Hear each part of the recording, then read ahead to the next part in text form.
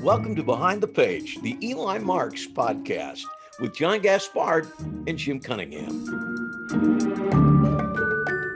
Hey, Jim. Hey, John, how are you? I'm good. We're already up to episode 6. Boy, it doesn't feel like we could possibly be farther than 5. I know, but we are up to episode 6 where we're going to hear chapter 5. Well, that's great. I think people are listening. You have evidence. I do. I'm getting emails from people who, one email from a guy said, I don't listen to podcasts, but I have to listen to yours, which I think he's tormented in some way by the fact that we exist, which is nice. That's just fine. I'm willing to take a listener for any reason whatsoever. Absolutely great. If you're in pain or if you're in joy, we're here. I think that's our new theme. We're having business cards printed. Yeah. If you're in pain or you're in joy, just listen to this podcast. Excellent. We'll get those printed up before the next episode. In this episode, because you're going to be reading chapter 5 of the Ambitious Card, this is a chapter where we're going to spend more time with Uncle Harry, who we met a little bit in chapter 1, and as we know, who will be a major figure throughout the entire series. But this is our first breakfast with Uncle Harry. And I thought it'd be interesting to talk a little bit about the genesis of Uncle Harry, who is a magician in his 80s. He is a generalist. He has done everything from big stage illusions to vaudeville to burlesque to kid shows. He's been on the Ed Sullivan Show, the Johnny Carson Show, and just knows everything about magic. And he was based on a lot of different magicians. There's a little bit of Ricky Jay in him. For sure, there's absolutely the amazing Randy is in there a bit when it comes to the skepticism. But the two magicians that, to me, combined to make Uncle Harry would be Jay Marshall, who was also a generalist, ventriloquist magician, appeared on TV a ton, just a master magician. And then Eugene Burger, who was also a great, great magician and also a teacher and more of a sage in that regard, and who I got to meet through you and through our mutual friend Suzanne when he came to perform at Sunday Night Magic a few months before he died. Yeah, I love the character of Uncle Harry, and I don't think I'm alone. So, and I can say that because I didn't create him, you created him. So I can just say flat out, I love the character of Uncle Harry. I love doing Uncle Harry, and I think he is sort of a fan favorite. I remember somebody who listened to most of the books, maybe all of them, after book 3, threatened and said, if you ever kill Uncle Harry, I will kill you. So he's a fan favorite, and I love doing him.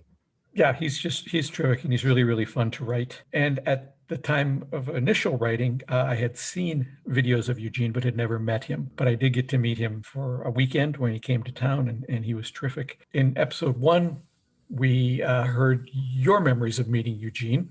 Yeah, you can go back and listen to that if you want. He was formative in my development as a performer. And I thought it would be fun this episode to hear someone else's recollections of him. Our mutual friend, Suzanne the Magician, was a longtime close friend of Eugene's. And if you don't know Suzanne, first of all, I'm going to say it's Suzanne with a Z, Suzanne. If you're looking for her on the World Wide Web, which isn't going anywhere, or Facebook, you can find her, but you got to spell it right, Suzanne. And here's really all you need to know about Suzanne. Audiences all over the country love her. They've been in love with her since 1985. She is a favorite at Hollywood's famous Magic Castle, where she was awarded Close-Up Magician of the Year in 2010. That's quite a feat. The Academy of Magical Arts presents those awards, and she won one of them. Not only that, speaking of awards, she fooled Penn and Teller. She did indeed, with a great trick that in our show notes, we got a link to seeing. You can see her do that. So we were lucky enough to sit down a while back with Suzanne and talk to her a little bit about her relationship with the great Eugene Burger. What was your first encounter with Eugene Burger like? It was amazing. It was like I was at the right place at the right time, and he opened a door for me that really jump-started my career. I had seen him at a magic lecture. He came into town, and I was so new into magic, just like 6 months maybe. And I was very interested in a certain part of the lecture that he had done. He was talking about getting away from doing little kids' birthday parties, and the way that you would normally get those would be to work family style restaurants. You'd get a lot of little kids' birthday parties. And he was describing exactly what my career up until that point had been. And he said you need to have upscale restaurants, but he didn't say anything about how to get them. So after the lecture, everybody was up there talking to him about his storytelling and his books and all of that. The only thing I asked him was, how do you get an upscale restaurant? And he said, well, you just have to know someone. And then he wrote a name on the back of a business card. And it happened to be this guy who was the general manager and head chef at Rupert's American Cafe, which at the time was the hottest nightclub restaurant in Minneapolis, where children didn't really go, and it was very upscale and very lovely. Well, this guy used to work in Chicago with Eugene, and so he knew how well magic worked. And the fact that Eugene just gave me that name, and I looked like a 12-year-old boy at the time. He didn't know anything about me, and he just so generously just gave me that name of, I mean, this was golden that he gave me. And so our relationship just blossomed from there. So, Suzanne, what do you think it was that set Eugene apart from other magicians? His generosity, his willingness to open doors for people and to help people. I think that other magicians did storytelling magic, but Eugene understood how storytelling magic worked. It can't just be, here is a queen and it represents the feminine side of blah, blah, blah. And here is a king and it represents the masculine side of blah, blah, blah. And this is how they interact. No, he actually told a story and used the magic to support it, instead of having a trick and then trying to just put some message to it. So I think other people did story magic, but Eugene understood more about story and how to actually get it to the story to touch people, and then how to use the magic to support it. Everyone called him Magic's mystic guru, and what a tremendous teacher he was to so many magicians, and formative in their development in terms of how they approach it, the seriousness which Eugene always gave to his magic. It was something, when I would talk to him and say, "What are you doing?" He said, "Well, I'm working on a new trick." And oh, well, how long what? Tell me about it. He said, "Well, I thought of it about a year ago, and I have been rehearsing with it now pretty actively for 8 months." Yeah. Have you performed it for anybody yet? No. It's nowhere near ready for me to show it to people. And that sort of, for those of us who may take something out of a box and do it the next day for somebody, or that afternoon for somebody, that idea of it needing to be rehearsed and let it breathe and grow until there was a moment that he thought, okay, now I can show this to somebody. Right. Was something I think new perhaps to many in the magic fraternity. Am I right? I think so. I mean, you get all of these ads about magic tricks. Yeah, it's so easy. You could do it 10 minutes after opening the box. Well, yeah, maybe you could do the physical part of it, and Eugene helped me learn this.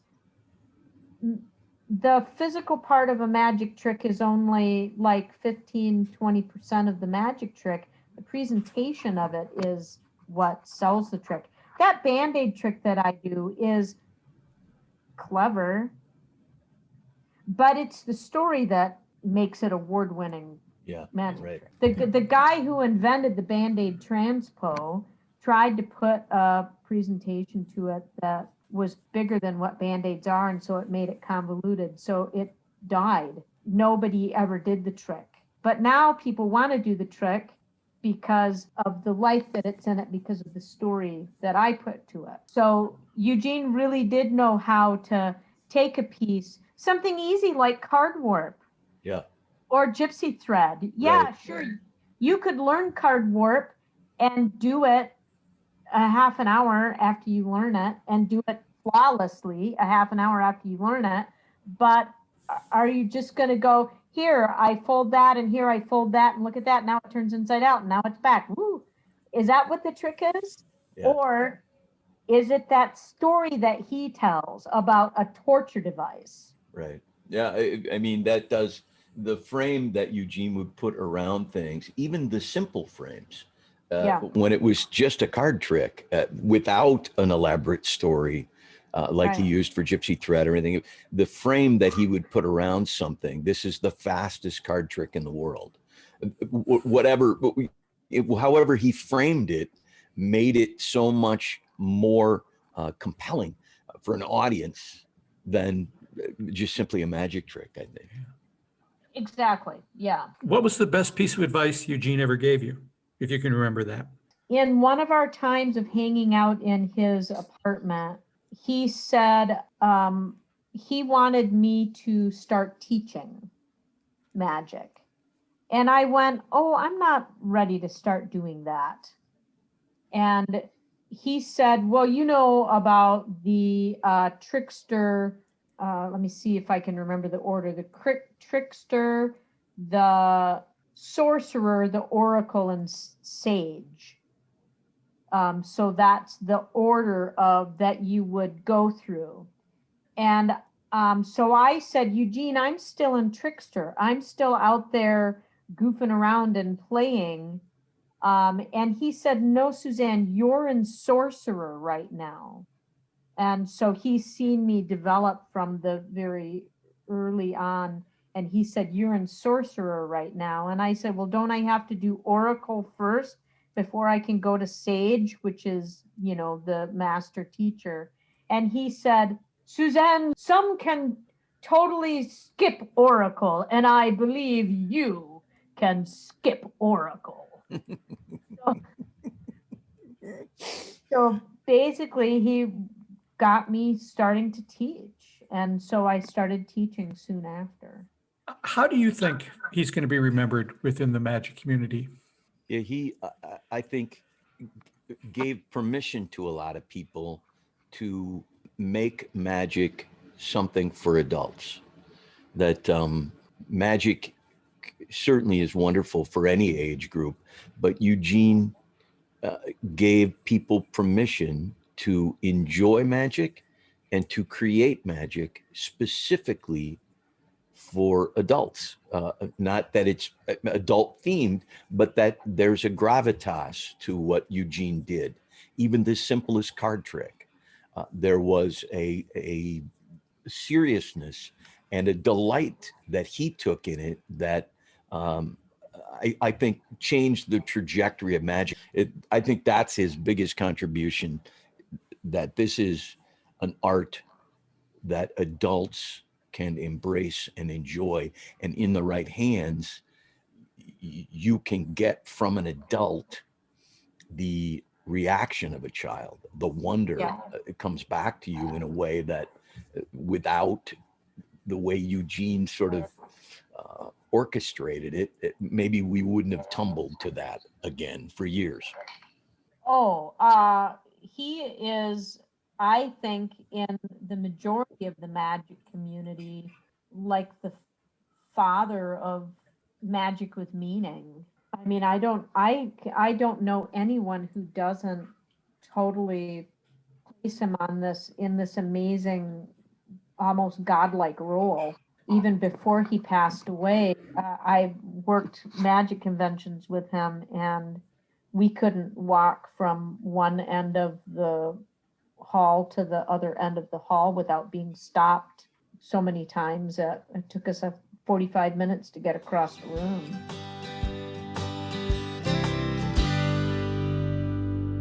I had that same experience. I think we both did when Eugene came to Minneapolis and he gave a lecture and then did his show that night. A lot of magicians came out of the woodwork to see him, and there was this sort of inability to move him from point A to point B, particularly getting him out of the lecture. Took a long time, and I believe he was almost late to the show because you guys had so much trouble getting him out of the lecture because everyone wanted to talk to him. Right. And I think even if I remember correctly, that show night, we had to turn off the lights in order to get people to leave the theater and leave him alone because he's just that kind of guy. And I think we were his last public performance before he passed away.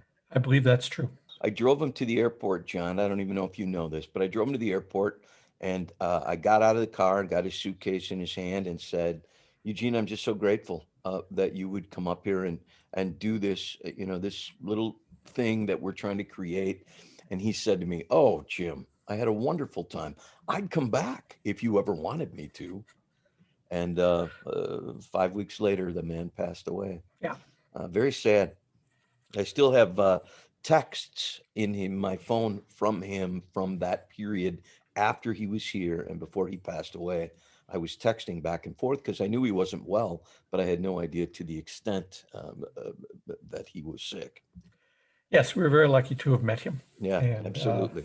And I think your recollections and Suzanne's recollections kind of give people a sense of who he was. And we do have links in the show notes, a video of him performing, and then also a nice tribute video online that someone did. So that is Eugene Burger. Our next episode, we're going to dive into the other aspect of Uncle Harry, which is the magician Jay Marshall, to give you sort of a rounded view of him. But we're about now to listen to chapter 5. I'll just sort of recap where we are up until this point. I wish you would. Yeah, because it's been a while. So when last we left him, Eli had just finished performing his ambitious card routine. He did the Malini card stab that last episode we learned about from Steve Cohen. And we learned at the end of the chapter, without any details, that the mentalist Gray would die later that night. So in chapter 5, it's the next morning, and Eli has yet to learn about the murder. Here's chapter 5. The Ambitious Card, an Eli Marks mystery. Chapter 5. The beauty of living in Minnesota is that upon awakening on the first day of November, you are just as likely to spend the rest of the day shoveling 8 inches of snow as you are discovering that it's too hot and sunny to rake leaves. In other words, November in Minnesota is like one of those brown paper grab bags they sell at charity auctions where you never know what you're going to get, but odds are that it will at least be interesting. Although the weathermen have been predicting snow for days, that particular November 1st dawned like a quintessential Indian summer day with a bright blue sky and a breeze that felt warmer than it had any right to feel. I left my apartment on the 3rd floor and made my way down the way-too-steep staircase to Harry's apartment. My divorce had come at around the same time as Aunt Alice's death, and that had seemed like the perfect opportunity to come back to the apartment on Chicago Avenue and once again make it my home. Since returning, I'd made it a habit to share breakfast with Harry as often as I could. Although he never once commented on this new tradition, I suspected that he really appreciated it. I really can't fathom the level of loss he experienced at her death. In addition to being his wife for over 50 years, Alice had also been his onstage assistant for nearly as long. As many of his contemporaries had confided in me, Harry and Alice's act wasn't just a magic show. It was an onstage love affair. Whether he was sawing her in half or she was helping him produce a cascade of doves, audiences sensed the chemistry they had together, which made their performance all the more special. "Morning, Buster," Harry said, without looking up from his in-depth perusal of the daily paper. I get all of my news and the comics to boot online, but Harry is a diehard in many ways. One of those included the addictive need to feel newsprint between his fingertips at least once a day. I poured myself a cup of coffee and picked up the sports page to be convivial. "How was the show last night?" he asked casually, although I knew he was deeply interested in any opportunity to expose mediums, psychics, and other frauds. "About what you'd expect," I said. "Some mind reading, some one-ahead stuff, the armpit tourniquet." "Ah, that old chestnut," Harry said. "And who was the alleged spiritualist?" "Gray," I answered, as I added some cream to buffer the bitter coffee that Harry favored. Harry shuddered. "That one gives me the creeps. Always has." He turned the page and scanned the fresh columns of print. "Did you give him a run for his money?" "Well," I shrugged, "so much of his act is traditional magic that I really wasn't in a position to actually expose his methods. Not without exposing the methods of just about every working magician." Harry grunted in understanding without looking up from his reading. "So I just did some comparable stuff," I continued, absently paging through the paper, "which at the very least took some of the shimmer off of his act." "You pulled the rug out from under him?" he asked. "I think I honored the family tradition," I said. "And the audience hated you for it?" "For a while," I said, "although I think they warmed to me as things progressed. Then, just for fun, for my finale, I did an ambitious card routine, which I ended with a nicely executed Mellini card stab, if I do say so myself." That got his attention. His eyes peered at me over the top of the newspaper. One eyebrow slowly rose like it was being pulled upward on a wire. "Did you now?" he said, giving a low whistle. He set the newspaper down. "The Mellini card stab was always one of my favorites. Did I ever tell you about the time I did that as the wrap-up of my act on the Sullivan Show?" He had told me that story on a number of occasions, but I shook my head, and he launched into a blow-by-blow account of how Ed Sullivan himself had watched the act during rehearsal and made the decision right there on the spot to move Harry's position in the show in order to feature him more prominently. "It was a glorious evening," he said, stroking his thick white beard and smiling warmly. "We should break out the video of that some night and look at it again," I suggested. "Yes," he agreed. "Yes, we should do that some night." I knew that he'd been avoiding watching any of the old videos, as Alice would appear alongside him in every one of them, and he wasn't really ready for that. Not yet. Of course, it wasn't as if she had entirely disappeared from his surroundings. Her smiling face, like a silent screen star, peered out at us from all the photos, posters, and playbills on the walls up here. They lined the walls down in the store as well. Her clothes still hung in their closet. Her toothbrush and comb lay on the counter in the bathroom. Her needlepoint sat unfinished on the small table next to her chair in the living room, as if she had just stepped out to the kitchen for some tea and would return in a few moments to pick up where she left off. She was simultaneously everywhere and nowhere. I could tell that he was sinking into a similar reverie, so I got up and brought my cup to the counter. "It's November 1st, I said, with a little too much forced cheer. "If you want, I can walk the rent down to the landlord." "What?" he asked as he snapped back to the present. I noticed that his eyes had begun to water just a bit. "No, that's fine," he said, finally shaking his head. "I can walk it down. The stroll will do me good." With this mission ahead of him, he stood up, folding the newspaper carefully as he did. "I'll go with you," I said, taking his cup to the sink and adding it to my own. He stopped folding the paper. "We both don't need to go," he said. "That would be overkill." "Well, I want to go," I said as casually as I could. "Besides, it's a nice day out." He gave me a long, penetrating look. He had spent a few years in the early part of his career touring with a mind-reading act, but it didn't take those unique skills to deduce my ulterior motive for this mission. "You just want to gape like a lovesick schoolboy at the new landlady." He put a mischievous little spin on the word lady. "Don't think I can't see that. It's so obvious you could see it from space." "Guilty as charged," I admitted. "I'm going with you." And that was that. Presenting the monthly check to the landlord in person has been a Marx family tradition for as long as I can remember. As a child, I had enjoyed the privileged assignment of taking the check, sealed tightly in a plain white envelope, over to Mrs. Reinhardt, who lived in one of the brick apartment buildings on the other side of the movie theater. She always made a big fuss about my arrival and would encourage me to perform for her and her cranky husband whatever magic trick I was currently attempting to master. He matched her level of enthusiasm with his own dour nature, and in his own grumpy way, he taught me a lot about dealing with a tough audience. Now the tradition had moved from grandmother to granddaughter. It was a short walk from our door to hers. In addition to owning the strip of retail shops that took up half the block and the old brick apartment buildings that took up the other half, Megan had laid a personal claim to the shop on the corner. For years it had served as our local drugstore under the name Shenandoah Drug, an odd choice given how far away we are from the state of Virginia and the eponymous river. Over the years, that corner shop had taken on other identities since the Targets and Walmarts of the world had driven nearly every corner drugstore out of business.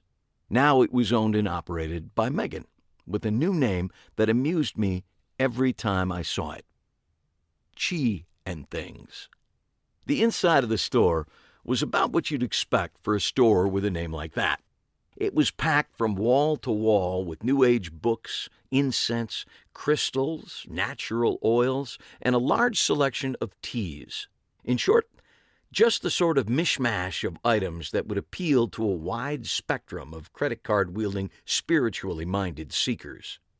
Harry and I entered the store to find that, despite the early hour, numerous customers were already meandering through the cramped space, looking for just the right New Age tchotchke to set them straight on the path to enlightenment or help them further tune their chakras toward nirvana. While two young clerks roamed the aisles, offering oil samples and answering questions, Megan stood behind the counter, merrily ringing up sales and chatting warmly with each customer. She looked stunning, and, as is often the case with naturally beautiful women, seemed to have no idea of the visual impact she was making. I tried to keep from staring, but it was hard not to. I was completely smitten. As we waited in the short line to present the rent check to her, I surreptitiously tugged on Harry's coat sleeve. "Give me the check," I said in my best sotto voce whisper. "I want to give it to her." Harry scowled at me. "What are you, 5 years old?" he said, not bothering to match my vocal volume.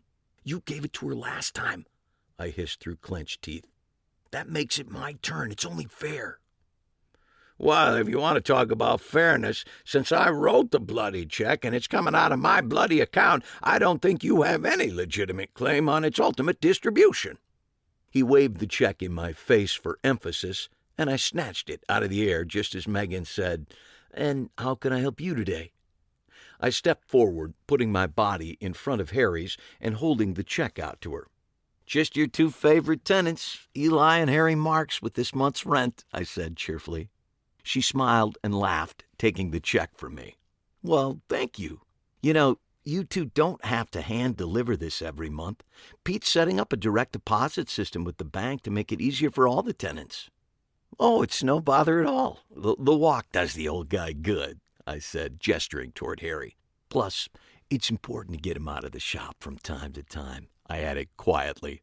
But not quietly enough, it seemed, for a moment later I felt a sharp sting in the back of my right ankle where Harry had just kicked me. Megan looked from Harry to me and then slowly back to Harry. "Speaking of Pete," I said oh so casually, trying to turn her gaze in my direction, "I just saw him last night over the caves. I'm surprised you didn't come along. The show was right up your alley." Megan shook her head as she stopped looking at Harry and leaned over to make a notation in a receipt book. "I had to give some readings last night," she said as she scribbled, then added quickly, "although it would have been fun to revisit the old caves and see how they've changed." Before I could register a comeback, she tore out the receipt and handed it to me. I handed it back to Harry, who snatched it quickly out of my hand with nary a thought of the paper cut he could have given me. "I hope Pete isn't becoming a pest at your store, Mr. Marks," she added, once again turning her gaze on Harry. I was beginning to feel like the invisible man. "He's really taken to the idea of learning magic." "No, we love Pete coming into the shop," I answered quickly before Harry could respond. He's a very enthusiastic student.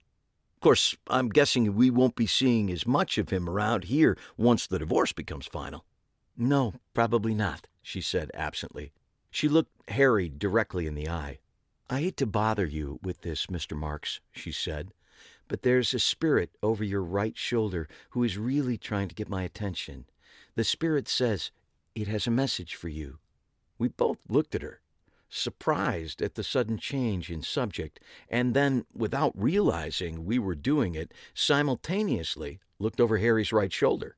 I can't speak for him, but I didn't see anything out of the ordinary, except the evidence that both of us needed to find a shampoo that does a better job on dandruff. "If you have a couple minutes," Megan added earnestly, "I'd love to sit down with you and do a reading, see what all the fuss is about." She looked at him expectantly, and to my surprise, he smiled at her. "That would be delightful, my dear," he said sincerely. "I think a reading would be just delightful." Megan arranged for one of the clerks to watch the cash register, and while she handled that, she pointed us toward the back of the shop. "Have a seat back in the reading area," she said excitedly. "I'll be there in just a moment." "Why are you agreeing to this?" I whispered to Harry as we made our way through the cramped aisles toward a small table in a back corner. "Nothing strange about this. I've historically liked to keep abreast of what's new in the field of parapsychology," he said indignantly. "Besides, you aren't the only one who recognizes how attractive she is." Despite his advanced years, I was about to give him a solid smack across the back of the head, but was interrupted by Megan's arrival. "Thanks for doing this," she said, gesturing Harry to a chair on one side of the small linen-covered table, while she took a seat across from him. "I'm still learning how to effectively tap into my intuitive energy, so anytime the spirits reach out to me, I like to take the opportunity to practice." "Practice makes perfect," Harry said in a sing-song voice, and I once again had to restrain myself from striking the old man. She opened a small black velvet bag and removed several crystals of various sizes, arranging them in 2 lines, one on either side of the table. "I find that crystals sharpen the energy," she said by way of explanation. "The more I learn about my gift, the more I find a connection with crystals. Isn't that funny?" Both of us nodded at once, almost perfectly in sync. We looked ridiculous. "All right now, sometimes the information from the spirit comes through very quickly," Megan continued, picking up a small pad and pen that sat on the table. "Many clients prefer to take notes so as not to miss anything." "Buster can take the notes," he said with mock efficiency, smoothly passing the items back to me. "Besides, it'll give him something to do, idle hands and all that." There were only 2 chairs, so I leaned against a nearby wall and prepared to take notes. Megan had Harry place his hands flat on the tabletop, and then she placed the tips of her fingers so that they lightly touched his. She settled back and relaxed, shutting her eyes and sighing deeply. She sat in this posture silently for several long moments, so long that Harry and I actually exchanged a quick look that said, "Is she asleep?" Then she suddenly opened her eyes and looked straight through Harry, as if reading a teleprompter from the other side. "The spirit is not a blood relation, but is closely related, perhaps a half-sibling. Do you have any step-brothers or sisters?" "No." Harry shook his head, but didn't offer any more information. This didn't seem to faze her for a second. She moved quickly over this psychic speed bump and continued. "Perhaps a spouse. Has your spouse passed?" Harry dipped his head slightly in agreement with the question, but again didn't offer any additional help. Megan nodded in agreement. "Yes, it's feeling very much like a spouse. And she passed several years ago, am I right?" Harry shook his head. "It was more recent, wasn't it?" Megan continued, plowing ahead unabated. You had to admire her spunk. I sure did. That, and her hair, her eyes, her lips. "Yes, I see that now. This is a relatively new spirit," she said, drawing me back to my note-taking. "She went through a long, protracted illness. Is that right?" Harry shook his head again, and he continued to shake it with increasing frequency for the next 20 minutes. I filled several pages of notes as Megan stumbled her way through the reading. If this reading had been a golf game, she would have shot one of the highest scores in history. If she'd been bowling, she would have scored in single digits. Every path Megan went down found her hitting false turn after false turn, or more often, yet another dead end. To his credit, Harry remained cordial, but at the same time, he didn't give her an inch of assistance. It was painful to watch at times, like a stern lifeguard who refuses to throw a child a life preserver while she's attempting to cross a treacherous stream. After several minutes of this, Megan finally settled back into her chair. She looked tired but exhilarated. She looked great. "Did any of the things I received from the Spirit connect for you?" she asked Harry, as if hearing the word "no" 40 or 50 times in a row hadn't already answered that question for her. "And nothing hit like a lightning bolt, if that's what you mean," Harry said diplomatically. "Well, they say that sometimes it takes a couple of days for all the pieces to fall into place. You might be surprised." Harry smiled. "Yes," he said, "I might be." She stood up, and Harry followed suit, reaching for his wallet as he got up. "How much do I owe you?" he asked softly as he opened the wallet and began sorting through the bills. Megan waved away his question with one hand, resting the other casually on her hip as she pushed a stray strand of hair out of her face. "Oh, nonsense," she said. "I can't charge for connecting people to the other side. That just wouldn't be right." "A psychic who doesn't charge money?" Harry gave me a look of surprise and wonder. I shrugged. Although it hadn't seemed possible, she just became even more attractive. Megan began walking Harry toward the front of the store with me tagging along. "I just saw that poor spirit over your shoulder," she continued. "Saw it the moment you came in, and it was just so persistent, I just had to help get its messages across." "Well, thanks for that," I said before Harry could answer. "You know, I'm amazed I could hear anything at all, what with all these new crystals I got recently," she said, gesturing toward a display case filled with various stones, gems, and crystals. "Crystals can be so loud sometimes, don't you think?" "Yes," I agreed, trying to sound sympathetic. "Yes, they can. Rambunctious, even." This produced a sidelong glance from Harry. I ignored it and drove forward now that I had her attention. "I noticed that you've added a used book section since I was last in." "Yes," she said, looking over at the corner that housed several makeshift shelves of old paperbacks and hardcover books. 2 teenage girls were looking through the titles and exchanging conspiratorial whispers. "That's working out well," she said, with a hint of pride in her voice. "It's nice to be able to keep those books circulating to new souls."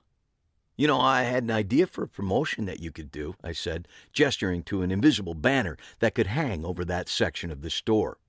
"You could have a banner that says, 'Used New Age Books. Any book you think you read in a past life is half off.'" She gave me a long, questioning look and then burst out laughing, giving my shoulder a playful slap in the process. "You're funny," she said, looking me in the eye, finally, and then turning to Harry. "He's funny, isn't he?" Harry was attempting to suppress a scowl and coming up short. "Hysterical," he said without humor, his flat tone speaking volumes. "Could you be any more of a lovesick puppy?" Harry asked, not nearly as quietly as I would have liked. Harry and I stood outside the front door of Chi and Things in silence for a few moments, making sure that Megan had returned to talking with customers and that we were well out of earshot. "Me?" I squeaked, my voice hitting a higher range than I had intended.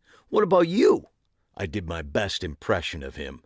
"I think a reading would be just delightful," I said, drawing out the last 3 syllables into about 6. "You old phony." He gave a harumph, and I harumphed right back at him, and then we turned and started heading up the street to the magic shop. I realized that I was still holding the small notepad Megan had given me. I absently flipped through the pages. "Did she even get one solid hit?" I asked as I scanned my notes. "Nada," Harry said. "You'd think that mere chance would factor in and help her out with at least one hit." "You'd think," he agreed. Then he stopped. "Wait, there was something. Something about dimes. She said it very quickly." I paged through the notes until I found it. Here it is. "She said that your late wife is leaving you dimes as reminders of her love." I looked up to see that a cloud had crossed over Harry's face. "What?" I asked. "It's just," he said, pulling on his beard thoughtfully. "When I first met your aunt, it was at a party. At someone's house, I don't remember whose. Anyway, at the end of the night, I asked Alice if I could call her sometime. And she said yes. She said yes, I could call her," he repeated, smiling at the memory. "So, I don't get the connection to dimes." "Hold your horses, I'm getting to it. At the end of the party, I shook her hand good night, which is what we did back then, not like your generation," he said pointedly. "Yeah, whatever. Finish your story." "Anyway, I shook her hand, and when I pulled my hand back, I found that she had slipped a dime into my palm." He looked at me and grinned. "You see, at the time, a dime was the cost of a phone call." "Well, that's sweet. However, that's not what Megan said in the reading." I looked at my notes again. "She said your late wife is leaving you dimes as reminders of her love." "Well, you see, that's just the thing," Harry said as he continued walking toward our store. "The last couple of weeks, or maybe more, I keep finding money on the ground." He gestured to the sidewalk in front of us, and I half expected to see some coins there. "Now, pennies you find all the time. No one bothers to pick them up. I certainly don't. But I haven't found pennies. Nor nickels, nor quarters, no," he said, reaching into his pocket. "I keep finding dimes. Like that one right there." Harry stopped and pointed to a bit of silver, just visible in the dirt by the curb. I knelt down and picked it up, brushing it off on my pant leg. It was worn and scruffy, but it was a dime. I held it up, and Harry took it from my hand, smiling at it. "Come on," he said as he dropped the coin into his pocket. "We're late getting the store open." Still not entirely certain about what I had just seen and heard, I followed, lagging a few steps behind him. Upon approaching our store, I was surprised to see a pirate leaning against the locked door.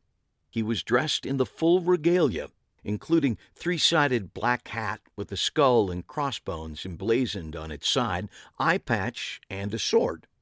I should clarify, I wasn't surprised to see the pirate. I was surprised that he was on time. The pirate, Captain Magic to his young audience, is a kid's magician. He's also my friend Nathan, and anyone who knows him would consider him an odd candidate for the role of court jester to the kindergarten set. Perpetually depressed, he's lived his life under a dark cloud that follows him wherever he goes. He's a hell of a magician, but I've never seen him get much joy out of that either. "Morning, Eli," Nathan said in a slow monotone. "Morning, Harry." "Good morning, Nathan," Harry said with extra cheer. Harry, like many people who know Nathan, was attempting to pull him away from melancholy by being just a little too cheerful himself. It has no effect on Nathan. Never has. "I hope you haven't been waiting long," I said as I unlocked the door. "I've got everything ready for you." "No, I just got here," Nathan said. "Found a parking place right out front, but I think I rolled over some broken glass, so I'll probably have a flat by the time we're done." That sentence was Nathan in a nutshell. He could find the dark cloud under virtually any silver lining. I let the three of us into the store. Harry immediately began his morning ritual, which included pulling open the blinds, turning on the lights, and removing the cloth covers from the display cases. Nathan and I made our way through the store toward the basement. Over the last few years, foot traffic in the store has dwindled considerably. We still did a brisk internet business with the tricks and devices Harry had invented throughout his career, and a couple items I had come up with were also starting to sell online. The basement housed our workshop, where we both had several projects in various stages of completion or abandonment, depending on our moods. I've tested it under a few different conditions so far with solid results, I told Nathan as we made our way down the steep and creaky stairs. Barometric pressure can be an issue, but I think I have a workaround for that. Just so you can stop the kids from crying, Nathan said with a plaintive edge in his voice. I gotta find a way to make the kids stop crying. Nathan's problem was one shared by just about any performer who employs helium balloons while working with kids. There's nothing that makes a kid happier than a helium balloon, and nothing that makes them sadder than when they lose their grip and it floats up into the sky, never to be seen again. Even popping a balloon is not as traumatic, although I'm not really sure why. Perhaps the popping sound has some sort of primal catharsis built into it. But a single balloon that gets loose can turn a happy birthday party into a tantrum-filled nightmare scenario. To solve the problem, I had experimented a bit and found just the right combination of helium and oxygen so that a filled balloon will float but won't go any higher than about 6 feet off the ground. It took a lot of trial and error, and for days the basement was filled with hundreds of balloons either caught in the ceiling or drifting lethargically several inches off the floor. Of course, finding the right mix was only the first part of the problem. The second was to make the process magical, I said to Nathan, as I helped him remove his pirate coat. And I think I've cracked that too. I handed him my invention, a cross between a large belt and a small corset to put around the waist. It was a bulky fit because the back of the belt held a metal canister like a miniature scuba tank. A tube with a small custom nozzle on the end ran out of the canister. I helped Nathan put his coat back on, taking care to snake the tube down the inside of the right sleeve. I gave the coat one final tug and then stepped back to check my work. That looks good, I said, gesturing for him to spin around so I could see it from all sides. You really can't see anything out of the ordinary. I crossed over to my workbench and opened a fresh bag of balloons, grabbing one and heading back to Nathan, who was looking at the nozzle of the tube in his sleeve. Where'd you get this? He asked. I shrugged, handing him the limp balloon. I cobbled it together from a couple of different pieces. Here's how the gag works. You bring the balloon up to your face, just like you would if you were going to blow it up with your mouth. Nathan followed my instructions as I talked him through the steps. At the same time, you've palmed the nozzle at the end of the tube. You bring the end of the balloon to your mouth, but it's the nozzle that actually goes into the balloon. Your hands are covering it, so it just looks like you're blowing up a balloon normally. Once the nozzle is in place, just press the button on its side and the balloon will inflate. I watched as he went through the steps, and I was happy to see that it really looked like he was blowing up the balloon manually. When it reached the right size, he pulled it away from his mouth and quickly tied off the end. He then mimed handing the completed balloon to an invisible child in front of him. He let go of the balloon, and it floated in midair right where he had left it. After a few seconds, it began to drift upwards, but it didn't get any higher than 6 feet. The balloon floated around the room languidly. We both watched it, transfixed. That's cool, he said finally. For a second, he almost sounded happy. Once I got Nathan's stuff all packed away and he headed off to his gig, I began to putter around the store, taking care of all the little chores that I never seem to get around to, but which always need to be done. First, I tackled restocking the gag gifts. It's a sad fact, but the few walk-in sales we do get all seem to come from that one rack in a back corner. Over the years, we've moved it around the store to maybe 6 different spots. Doesn't matter where we put it, people always find it. It also doesn't seem to matter that the store is packed to the gills with some of the greatest magic illusions ever made. People are always drawn to the damned gag gift rack. On that rack are all the staples for a classic gag gift: chattering teeth, fake dog poop, fake vomit, the coughing ashtray, exploding golf balls, joy buzzers, rubber chickens, and the ever-popular fart spray. We'd actually sold out our supply of fart spray, and I was just in the process of unpacking the new shipment we had recently received when I heard the tinkle of the bell over the front door, signaling that a customer had entered the store. I set the fart spray aside, turned my attention toward the door, assuming it was Nathan returning with another question. One glance told me it wasn't Nathan. The guy was backlit by the late morning sun, and he almost completely filled up the door frame with his bulk. But I immediately recognized that big, dumb, square head. It could only be one person: my ex-wife's new husband, Fred Hutton. Or, as I always referred to him, Homicide Detective Fred Hutton, because it annoyed him, or at least I hoped it did.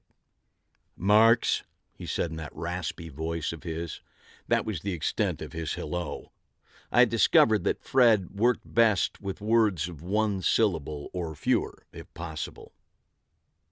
"Good morning, Homicide Detective Fred Hutton," I said. "What brings you by on this fine day?" "This is not a social visit," he said, stepping into the shop. Another man, another detective, I assumed, followed him in. "Wow, that's too bad," I said, "because personally, I don't think we socialize nearly enough." "Yeah, right," he said, recognizing my subtle sarcasm and returning it in kind. For a moment, it was as if we had been transported back to the Algonquin Round Table circa 1925, and then, just as quickly as we had gone, we slammed back to present day. "I need you to come downtown," he said. He shifted his ubiquitous toothpick from one side of his mouth to the other, although, to be fair, it was unlikely he would have used the word ubiquitous. "Is it about Deirdre?" I asked. The hairs on the back of my neck were beginning to stand on end. "Is she okay?" "This isn't about her," he said. "It's about this guy named Gray." "What about this guy named Gray?" He scowled down at me. "There's this guy named Gray, and he's dead." I certainly hadn't seen that coming. "How did he die?"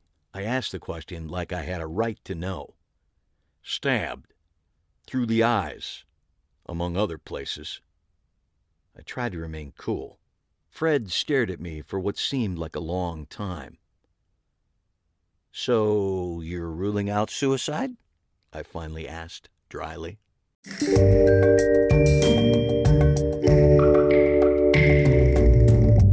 Okay, so thank you, Jim. That's chapter 5. There's a lot going on in that chapter. We meet a lot of people. You're grinning at me now. Why are you grinning?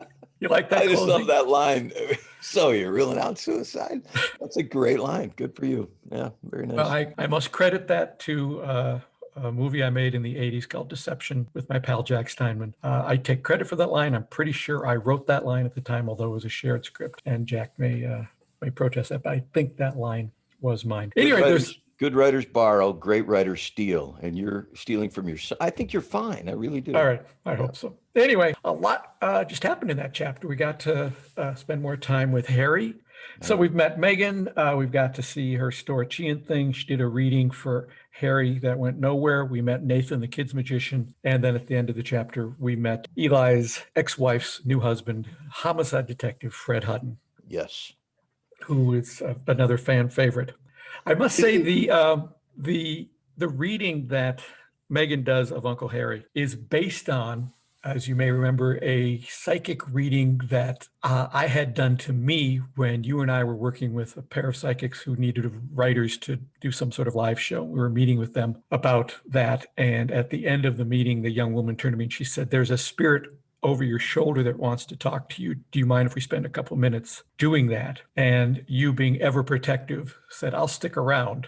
And she proceeded to do a reading of, 25, 35 minutes, in which not one thing she said connected with anything. It was, I guess, the coldest of cold readings you could possibly have. And I remember leaving and one of us saying to the other one, just simple chance would suggest she would hit something. I think that's probably you said that. Probably, yeah. I would never tempt the spirits in that sort of way. Anyway, so I don't want any trouble. Uncle Harry's reading by Megan is based on an actual reading I had that I don't know if that woman went on to be a psychic, but yeah, can I tell you something about that audition that you may never have? I may never have told you this story. Please do. Okay, so they had an audition. My agent sent me to an audition. They were looking for an MC for that event, and my agent sent me to the audition. And there was no script. They didn't have any script to read. So they asked me to do something. So I goofed around and did some stuff that I have in my bag of tricks. And then they said, would you just, why don't you just try to do a psychic reading right now for one of us? And I went, yeah, okay. And so I just, did just kind of whatever came into my mind. I was doing, I'm getting something, there's somebody with the letter G. I don't know. Does that mean anything to anybody? And, yes, it does. And we talked about it. And so when it was over, they said, great. That was just terrific. Are you a psychic? And I said, no, not as far as I know. And she said, well, my father's name was Gary. And I'm pretty sure that you were, I'm pretty sure you were in touch with my father, Gary. And I kind of laughed. And then when I got into my car, I thought, what if that's all it is? What if you just sort of get out of your own way a little bit, and it's like this stream of consciousness, and you go, something with the G, which is, I don't know why I picked the letter G, but what if it's just that simple and we've just closed ourselves off? I've never had anything even remotely similar to that happen to me again. But then again, I have never tried again. We will do that in a later episode. Oh, I can hardly wait. That would be really fun. Yeah. As more psychic stuff happens throughout the book, we'll keep coming back to you and your alleged psychic abilities. I can hardly think I'm not getting anything right now. I've got nothing.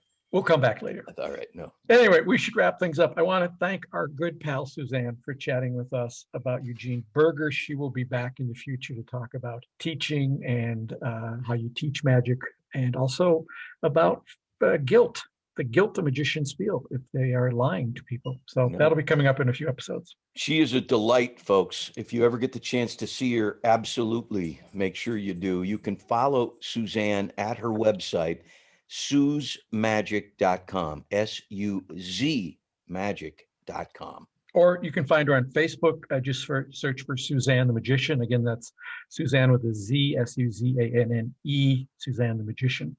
And John, am I correct in assuming that in the show notes for this episode, there are going to be some links to actually watch Suzanne? You mentioned that there's a link to watch Eugene Burger performing. And did you put up Suzanne on Penn and Teller? Yes, her Foolish appearance is on there. And I believe I found a version of her doing the famous cups and balls routine, which is how she ends her castle show. And that's really fun to watch. It's beautiful. So we talked about Eugene Burger. This time in our next episode, we're going to learn about the other magician who Uncle Harry was based on. That's magician and ventriloquist Jay Marshall. And we'll hear about him from none other than his son, Broadway producer and magic store owner, Sandy Marshall. Plus, in upcoming episodes, I know we're going to be joined by David Regal, Julie Ang, Wayne Fetterman. Wayne Fetterman is a stand-up comic who some people may recognize. He's also an actor. He's been on a lot of TV shows, and he's an adjunct professor, I think, at UCLA on teaching people the history of stand-up comedy. And he's going to talk to us about, in a few chapters, Uncle Harry will reveal his passion project, which is he collects stand-up comedy albums. And Wayne is going to talk to us about the history of stand-up comedy albums, which I think will be really fun. Yeah, I think it'd be great. And speaking of comedy, we also talked with Derek Hughes and Nick DeFott. Two very, very, very, very funny guys. But the interview, I'll just tip this to you now, was fascinating as these very funny guys talk about the very serious side of being funny in front of people. I found it absolutely enlightening, revolutionary in some ways, just so cool to delve into that with them. And I don't know about you, but when you talk about interviews, I'm so excited for people to hear the Dick Cavett interviews. Yes, that'll be a couple episodes from now, parts 1 and parts 2 of that. He was just terrific. Oh my goodness. And then so much fun for me, and I know for you too, to talk to somebody who is, one step away from people that we absolutely adore and have on a pedestal. Johnny Carson, Groucho Marx, just to talk to him about that, Slidini, it was phenomenal.